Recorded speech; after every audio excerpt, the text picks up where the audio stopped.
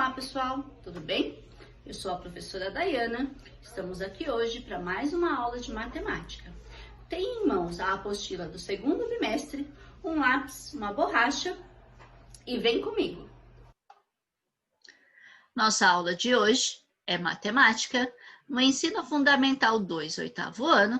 Eu sou a professora Dayana. Hoje, nós estaremos vendo dois capítulos, o capítulo 6, propriedade dos triângulos, e o capítulo 7, triângulos, condição de existência de um triângulo especial. Ainda estamos na apostila do segundo bimestre, capítulo 6, propriedades dos triângulos. Triângulos são polígonos que possuem três lados.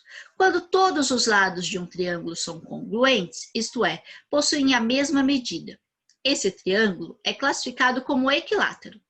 Essa característica garante a existência de algumas propriedades que podem ser usadas para facilitar cálculos quando o problema envolve esse tipo de triângulo, ou para problemas específicos da geometria.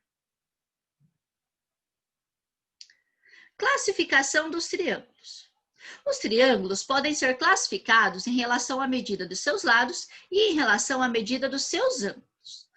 Primeiro, em relação à medida dos seus lados. São o equilátero, o isósceles e o escaleno. Vou explicar agora cada um deles para vocês. Equilátero. Os três lados são congruentes, isto é, têm a mesma medida. Observação. Para mostrar quais lados são iguais em uma figura, usamos um tracinho.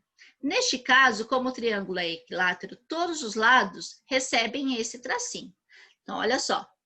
Aqui nós temos os três lados iguais. Então, para falar quais lados são iguais, é representado com um tracinho. O próximo triângulo é o triângulo isósceles.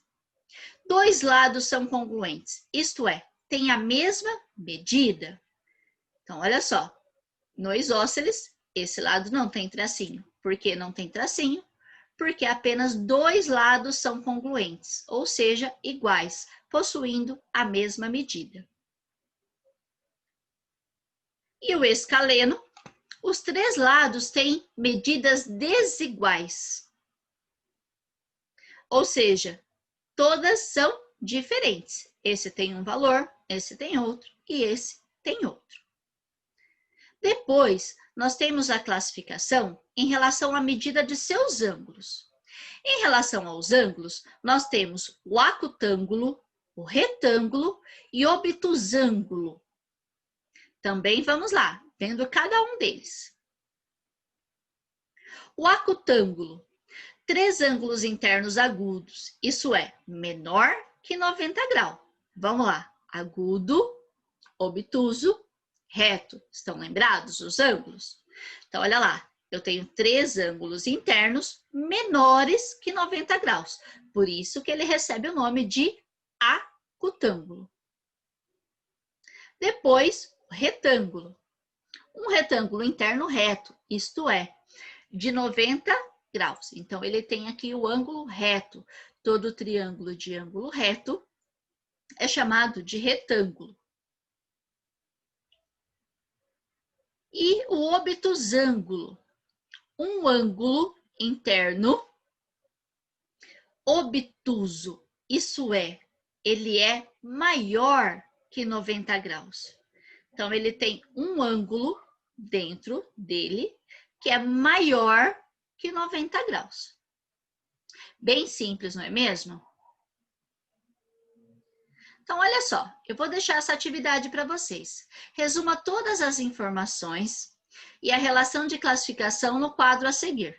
Então, vocês têm aqui essa tabelinha para vocês colocarem o nome dos triângulos. Eu vou deixar aí um minutinho para vocês fazerem.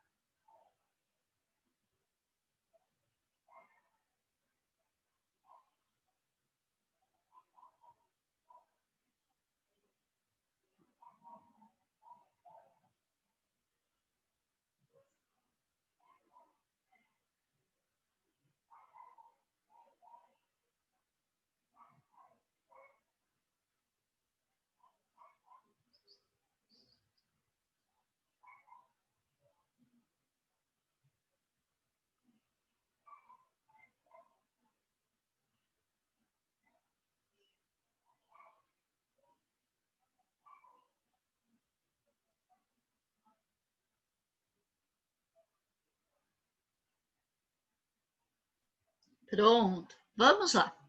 Então, aqui eu tenho a característica e tenho o nome do triângulo. Três lados congruentes é o equilátero. Três lados não congruentes, o escaleno. Dois lados congruentes, o isósceles. Três ângulos agudos, o acutângulo. Um ângulo obtuso, o obtusângulo. E o ângulo reto, o retângulo. Vamos continuar. Ângulos internos e externos de um triângulo. Parte 1. Ângulos internos de um triângulo. No triângulo ABC, os três ângulos internos estão destacados. Então, nós temos aqui o triângulo que os ângulos internos estão destacados. Teorema da soma das medidas dos ângulos internos de um triângulo. A soma das medidas dos ângulos internos de um triângulo qualquer é de 180 graus. Então, olha só, pessoal. Ângulo interno. Qualquer triângulo, tá? A soma dos ângulos internos vai ser de 180 graus, ok? Vamos lá. Dessa forma, A mais B e mais C, 180 graus. Parte 2. Ângulos externos de um triângulo. Quando se prolonga os lados de um triângulo, obtém-se ângulos externos a ele. Na figura, estão destacados os ângulos externos do triângulo ABC. Então, aqui, ó. Aqui os internos. Lembrando que esse é um ângulo reto. Esse ângulo reto, ele é 90 graus. Aqui, os ângulos internos. Aqui, os ângulos externos. Então, os ângulos internos, nós já vimos que a soma é 180. Agora, nós vamos ver dos ângulos externos. Então, ó, ângulo externo do vértice A, ângulo externo do vértice B, ângulo externo do vértice C. Teorema da medida do ângulo externo de um triângulo. A medida de um ângulo externo é a soma das medidas dos dois ângulos internos não adjacentes a ele. Então, olha só, para vocês entenderem melhor. Nós sabemos aqui, olha, que a medida dos ângulos internos é de 180 graus. Olha só, 90 mais 60, 150, mais 30, 180. Então, internamente, 180 graus. Agora, externamente, eu quero saber aqui o valor do externamente. Então, olha só, se eu pegar aqui os dois ângulos, o interno e o externo, tem que dar 180 graus. Ou seja, se aqui dentro tem 60, aqui tem que ter 120. Se aqui é 90, aqui também 90. 90 mais 90, 180. Se aqui é 30, fora tem 150. 150 mais 30, 180. É bem fácil, não é mesmo? Agora é a sua vez. Atividade 1. Observe a figura e determine a medida do ângulo externo do triângulo representado por X. Então, olha só. Interno tem que ter 180. Externo, a soma desses dois aqui que tem que ser 180. Presta atenção. Um minutinho para vocês.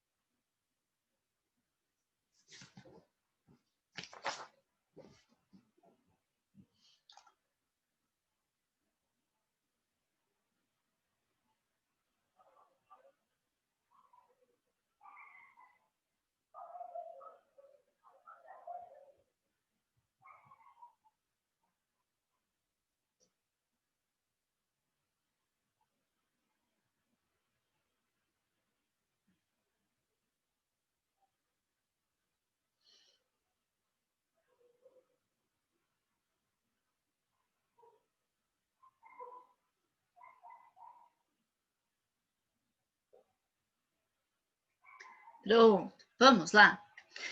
Primeiro, eu preciso achar aqui o valor do meu ângulo interno. Então, eu tenho 75 mais 50, 125. Eu preciso dar 180 graus. 75 mais 50, 125, menos 180, 55.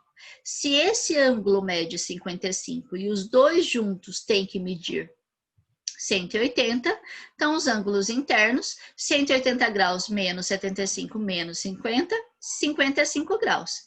X vai ser igual a 180 menos 55. X é igual a 125 graus. Vamos lá, mais um. Atividade 7. Calcule as medidas dos ângulos internos e externos que faltam na figura a seguir. E complete os espaços com os valores calculados. Então, olha só. Eu vou dar mais um minutinho aí para vocês preencherem.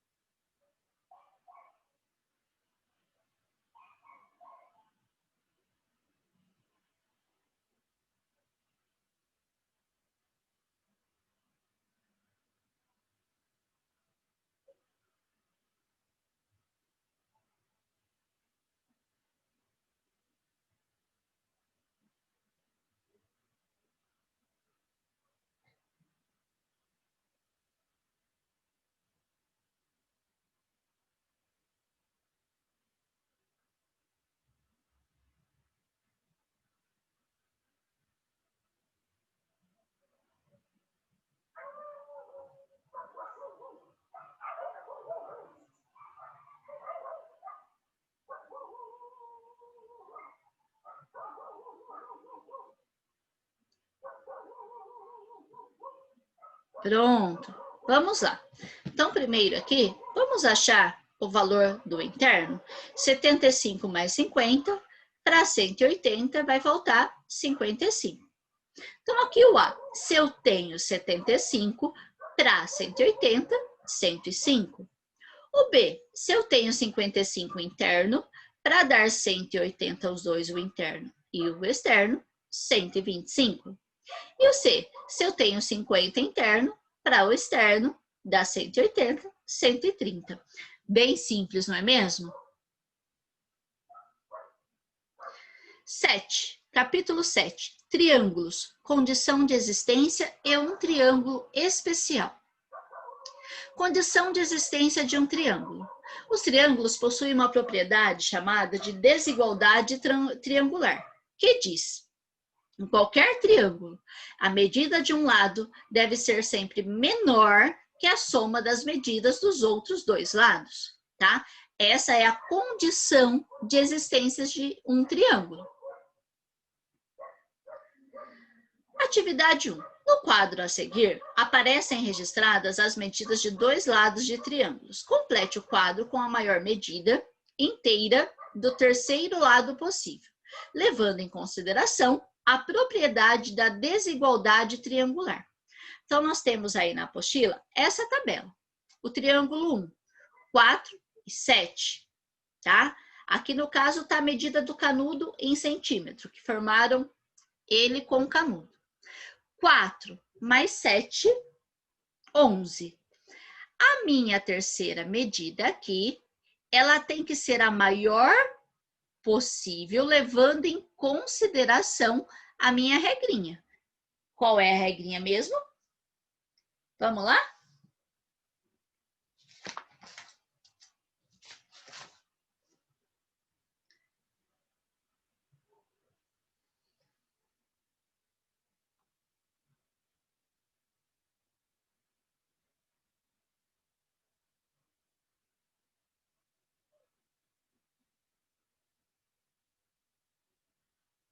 Então, atividade 1.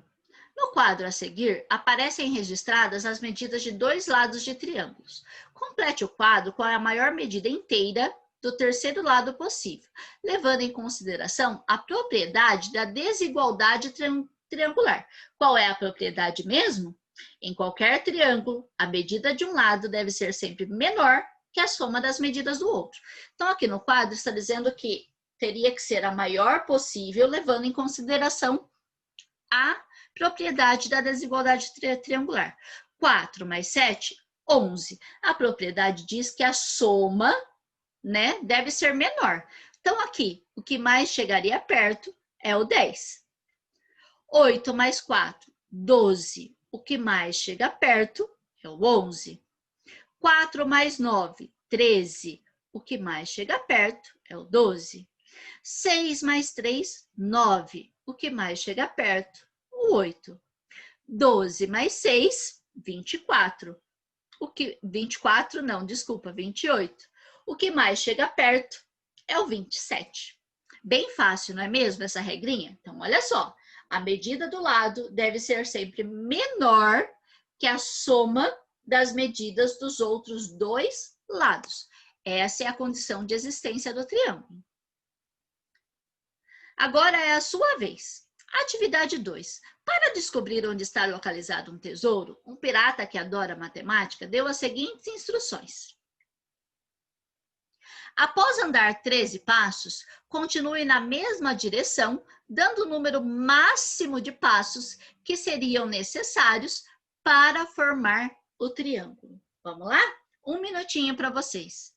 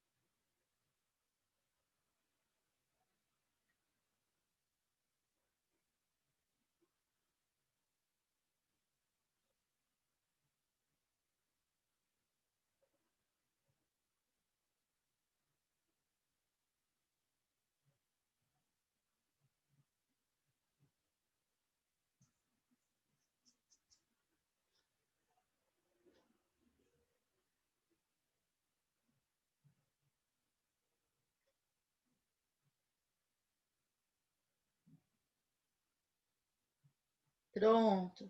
Vamos lá. Então, ao andar 13 passos, ele andou 17.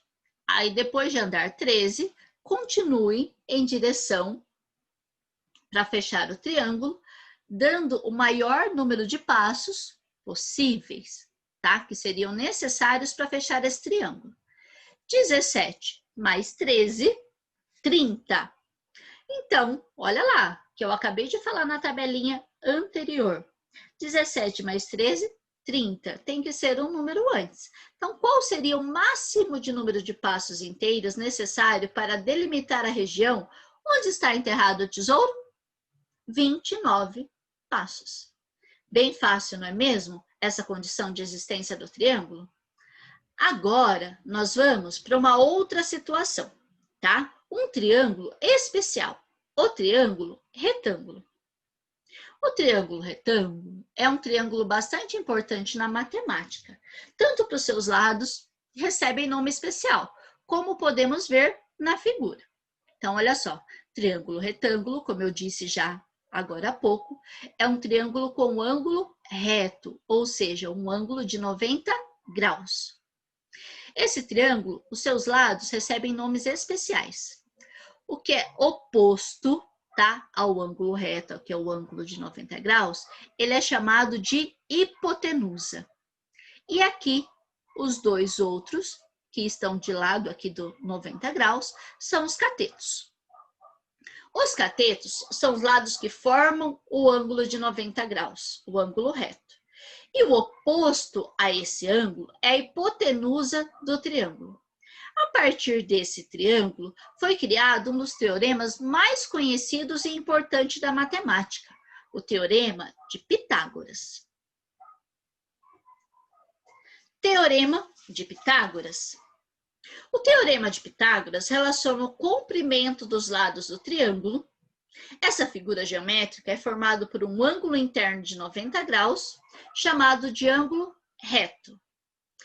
Então, o Teorema de Pitágoras, ele diz o seguinte para a gente, que a soma dos quadrados de seus catetos corresponde ao quadrado de sua hipotenusa. Ou seja, que a soma do quadrado dos catetos é igual ao quadrado da hipotenusa. Vamos colocar em prática isso. Na figura a seguir, aparece um triângulo e que cada um dos seus lados foi construído um quadrado de medida ao lado em que está apoiado. Um desses quadrados foi quadriculado com 1 centímetro de lado. Como ficará quadriculando os demais quadrados? Então, olha só, nós temos aí essa figura que já foi quadriculado aqui com quadradinhos de 1 centímetro de lado. Então, como que vai ficar se eu quadricular os demais? Então, eu tenho aqui, quadriculei esse primeiro, quadriculei aqui o segundo. Aqui, olha, se eu contar os quadradinhos, 1, 2, 3, 4, 5, 5 vezes 5, 25. 1, 2, 3, 1, 2, 3, 3 vezes 3, 9. 1, 2, 3, 4, 4 vezes 4, 16. 9 mais 16, 25. Então, colocando em prática, 25, que é a soma dos quadrados dos catetos, é igual ao quadrado da hipotenusa. Olha só. Quantos quadradinhos foi desenhado em cada triângulo? Eu acabei de falar, olha. Nós temos lá o maior com 25, 16 e 9. Então, o triângulo aqui é ABC. Mais uma vez, ó. C, que no caso aqui é a minha hipotenusa, é igual à soma dos quadrados dos catetos.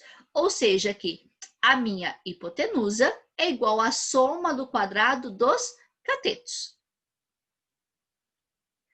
A soma dos quadrados da medida dos catetos é igual ao quadrado da medida da hipotenusa. Então, os catetos e a hipotenusa, o que significa? Que 16 mais 9 é igual à hipotenusa, que é 25. Esse é o teorema de Pitágoras. A soma dos quadrados dos catetos é igual ao quadrado da hipotenusa. Então, olha só, nós já fizemos lá. Nós já descobrimos. Por quê? Para descobrir quantos quadradinhos tinha, nós multiplicamos. Então, aqui, eu tenho 4, 3 e 5. Porque 4 ao quadrado, 16. 3 ao quadrado, 9. 5 vezes 5, 25. A soma dos quadrados dos catetos é igual ao quadrado da hipotenusa. Agora é a sua vez. Tarefa. Após perder a direção do seu carro, um motorista bateu um poste que se quebrou. O poste ficou como vemos na figura. Ok? Então, olha só. Aqui nós temos um cateto e uma hipotenusa. Vamos lá. A soma do quadrado dos catetos é igual a hipotenusa. Qual era a altura do poste? Use o teorema de Pitágoras para resolver. Eu vou deixar um minutinho para vocês.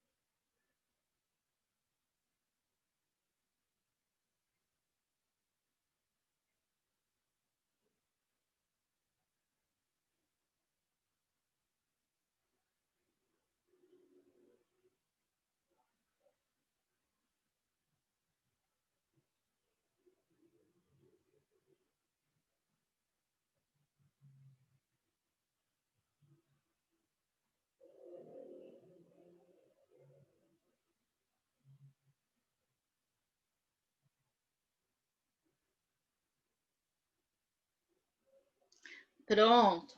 Olha só. Então, vamos lá. A ao quadrado mais b ao quadrado é igual a c ao quadrado, ou seja, os catetos é igual a hipotenusa. Então, a ao quadrado, 4 ao quadrado mais 2 ao quadrado é igual a c ao quadrado.